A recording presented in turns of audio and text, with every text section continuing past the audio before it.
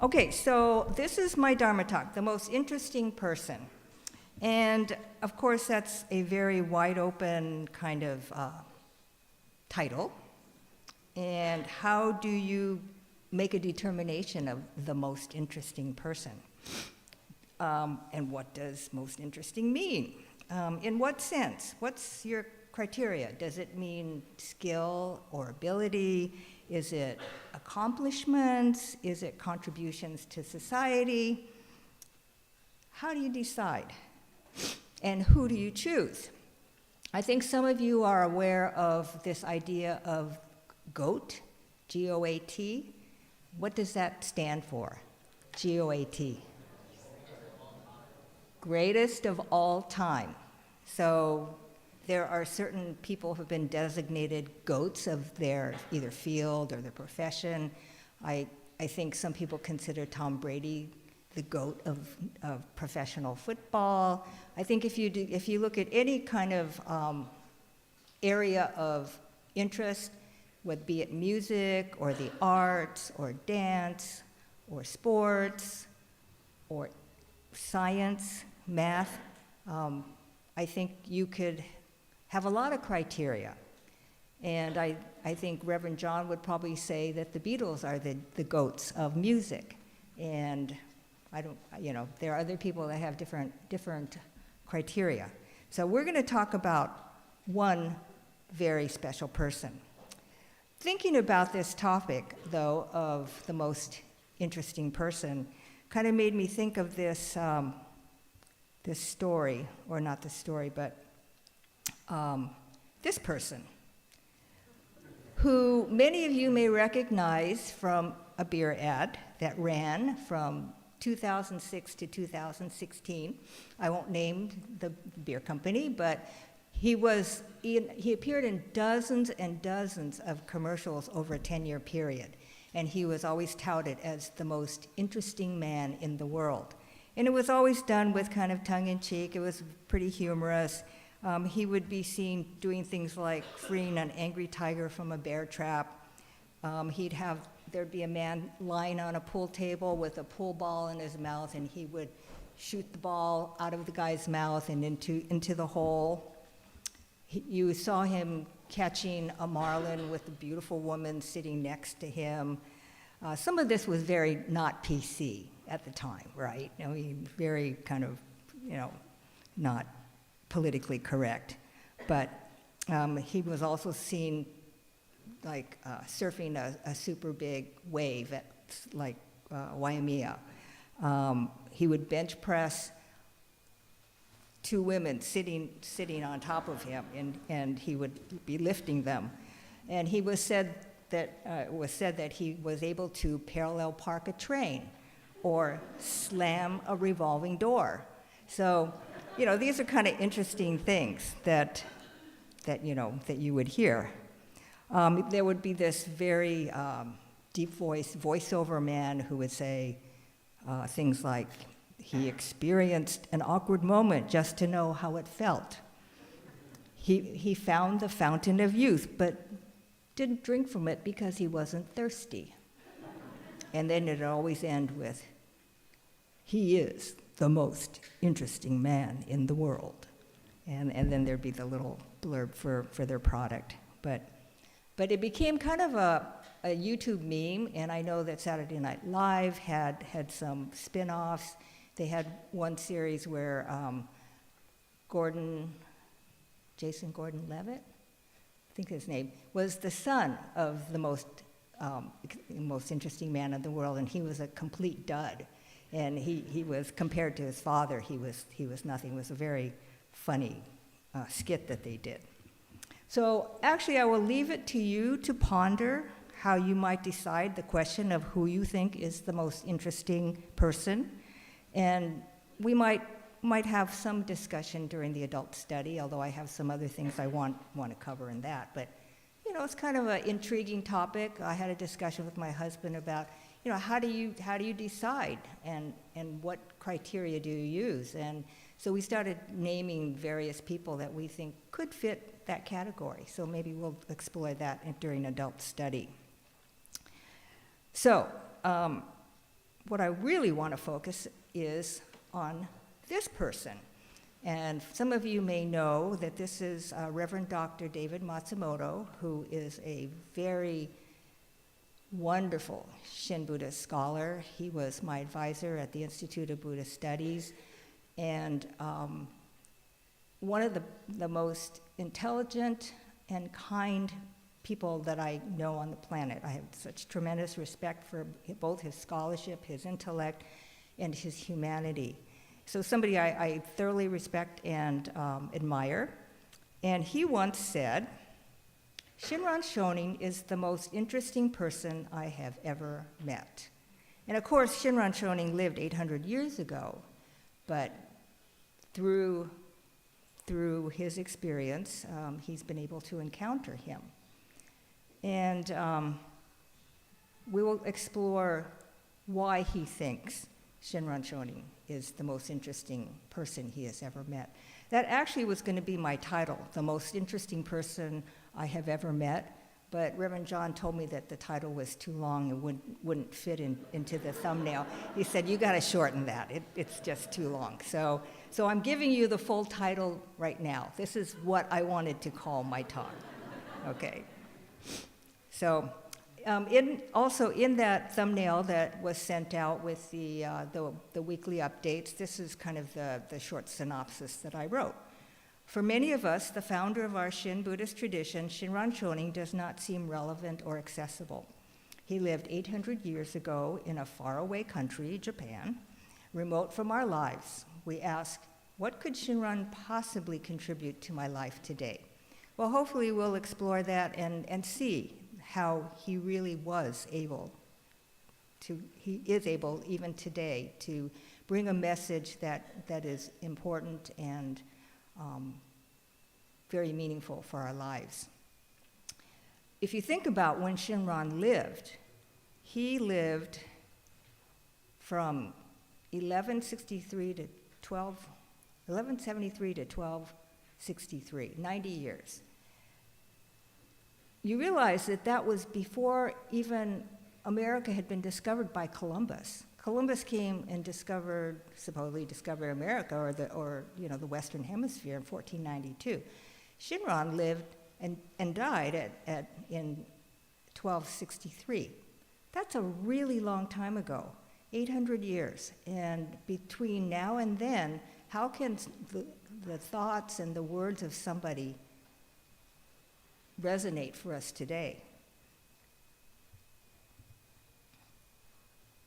So we asked the question, why is Shinran Shonin the most interesting person Reverend Dr. Matsumoto has ever met?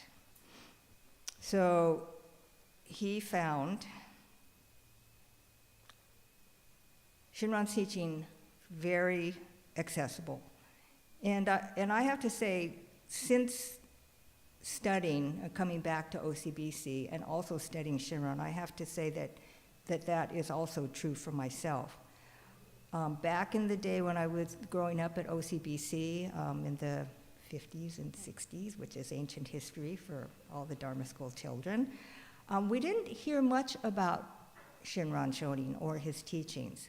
I think we heard more about Shakyamuni Buddha, things like the Four Noble Truths, the Eightfold Noble Path, the Six Paramitas. Those were the things that we kind of were taught more of an emphasis of what we call general Buddhism, and not so much focused on Shin Buddhism. I think that's getting better today. I think that in our Dharma schools now, we are teaching more about Shinran, his life, and I think today's Dharma school children and Sangha members have a much better understanding, first of all, of Shinran's life, but then also why he is so important to our tradition and to our teachings. And a lot of that has to do with the fact that there are more materials that are available for us today. Back in the day, there was very little written in English. The collected works of Shinran didn't get published until 1995 or 96, sometime around then.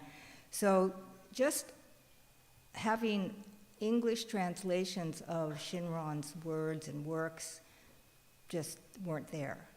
Today, I have to say we have much more in terms of books on Shin Buddhism, and a lot has to do with, I give our own BEC a lot of credit. We have published 12 books that all are related to Shin Buddhism, and they are out there for people to read and to learn from. So, okay, let's get going. Oh, I think I need to back up.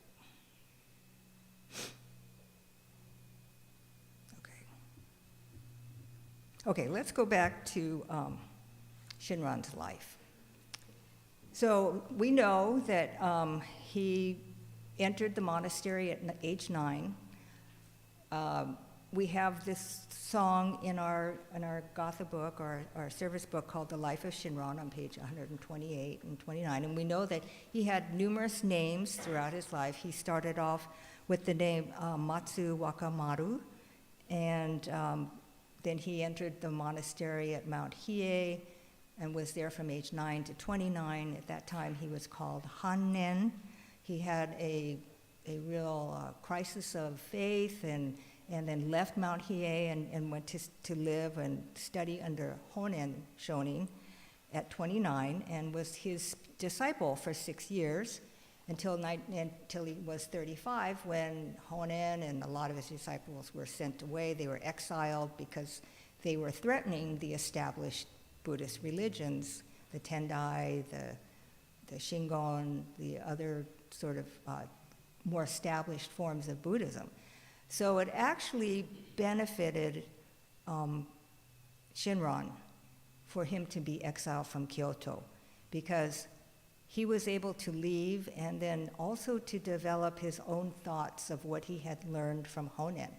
And so he refined and continued to study and really deepening his understanding of Honen's message of Nembutsu, of the primal vow, and the importance of the larger sutra of immeasurable life.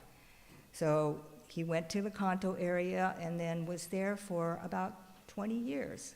And he taught, he spoke to people, he built up a rather large following in the Kanto area. And then in his mid-60s, he went back to Kyoto. I think at that point he felt this was a time for him now to maybe not so much be teaching people, but focusing on his writing and his thoughts and being able to write them down. This was a period where he worked on and finished up his Kyogyo Shinsho, which is his magnum opus. It's his defense of Honen's teaching of Nembutsu, but I have to say, and the reason why we are not Jodoshu Buddhists, which is what Honen established, that tradition, we are Jodo Shinshu. It is a slightly different form of Buddhism because, excuse me, Shinran took it further. He deepened his understanding of the Nembutsu.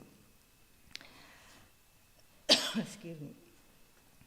So, now we ask, why is Shinran the most interesting person Reverend Dr. Matsumoto has ever met? And it really comes down to what he wrote. And as I mentioned, the Kyogyo Shinsho, he spent probably 20 years to develop it. He started writing it in his 50s. He pretty much completed it by the age of 70, his early 70s. So there's a lot of consistency in the Kyogyo Shinshu because he started writing it after he had been thinking and studying and learning about his form of Buddhism for a very long time. So there's a lot of consistency in the way that he presents his teaching of Buddhism. At the age of 72, when he had substantially completed the Kyogyo Shinshu, he turned around and then started writing Wasan poems. And these poems were directed mostly for his Japanese Sangha members.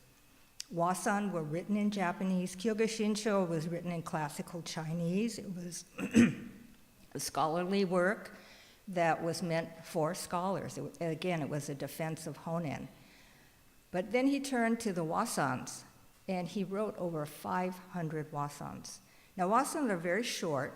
They're only 4 lines. But through his Wasans, which are written in Japanese, he was able to express all of the things that he had written in the Kyogyo Shinshu for an illiterate audience, for everyday Japanese people, for people who couldn't read, who couldn't write. They could take the Wasans and put them into a song and remember that. So through his Wasans, he was able to reach everyday people. And this was something he did up until the very end, and he died at age 90. So these are the things that Reverend Dr. Matsumoto has come to understand and appreciate, and he's not the only one. I think we know that Dr. Nobuo Haneda comes every year to do an Ohigan, not only a service, but he comes and does a workshop for us, and he did that for 20 years. And he always focused on Shinran's writings, things from the Kyogyo Shinshu or things that were in his other various writings. I know that Reverend Wondra and Reverend Turner are doing a course through Japan with Dr. Michael Conley, who is a Jodo Shinshu scholar. And he's focusing on the Kyogyo Shinshu, and he may spend an hour and a half or 2 hours on just one paragraph, or he may go on, for several sessions on a very short minor part of it, because he can go so deeply into Shinran's writings with it. So anyone who has delved deeply into Shinran's writings I think, find him profoundly deep and inspirational. But that's not for all of us. Most of us won't ever read the Kyogyo Shinsho. They won't take the collected works. I have this shrink-wrap 2-volume set of the collected works of Shinran that I had for many years that I didn't rip open until I went to the Institute of Buddhist Studies. But then I was able to delve deeper. But that's really not necessary. I think the messages that we get and are hearing about Shinran are very accessible for us. And the thing that strikes me most about him is the fact that he is incredibly deep, but incredibly honest.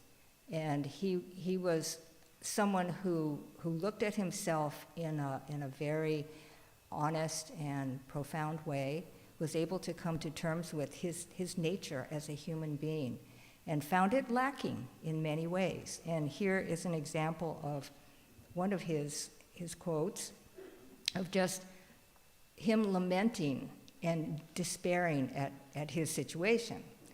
I know truly how grievous it is that I, Gutoku Shinran, I am sinking in an immense ocean of desires and attachments, and I am lost in vast mountains of fame and advantage, so that I rejoice not at all at entering the stage of the truly settled, and feel no happiness at coming near the realization of true enlightenment. How ugly it is, how wretched.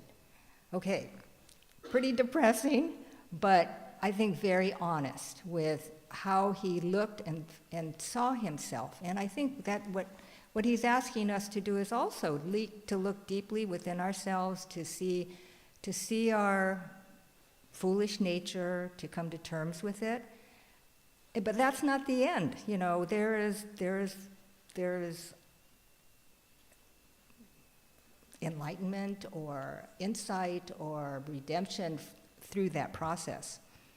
And on the other side, here is him saying, how joyous I am, my heart and mind being rooted in the Buddha Dharma of the universal vow, and my thoughts and feelings flowing within the Dharma ocean, which is beyond comprehension. I am deeply aware of Tathagata's immense compassion, and I sincerely revere the benevolent care behind the Master's teaching activity. So he is ultimately a very positive person. He has made awakening possible for all of us, and that leads us to his most important contribution to all of our lives, and that is clarifying our path to awakening. So, through this deep self-examination, self-reflection, you come as you are. You come to an acceptance of who you are. Thorns and all, flaws and all, foolish nature and all. And yet, you are still received by ultimate reality, what we call Amida Buddha, the power beyond the self, however you want to describe what that power is. You are still given this gift of awakening, of insight, of redemption. And you are just as you are fine. And the Nembutsu is this call of gratitude. So in the last reading, we'll talk about the Nembutsu, that it is an act of gratitude. It's not a practice. It's not a good act. It is an expression of your gratitude, of thankfulness for this gift of Shinjin, basically, Shinjin awakening. So we say thank you to Shinran for clarifying this path for us that's available to anyone. And until he and Honen made the Nembutsu practice available to all people, Buddhism and this idea of awakening or enlightenment was really only for people of either nobility, people who had leisure, who had time, who read Chinese classical literature, or were monks. But for everyday people, there was very little available for them. And Shinran and Honen together brought Buddhism to the people. And that's what we have to be very grateful for. Okay, please join me in Gassho. Namo Amida Butsu. Namo Amida Butsu. Namo Amida Butsu.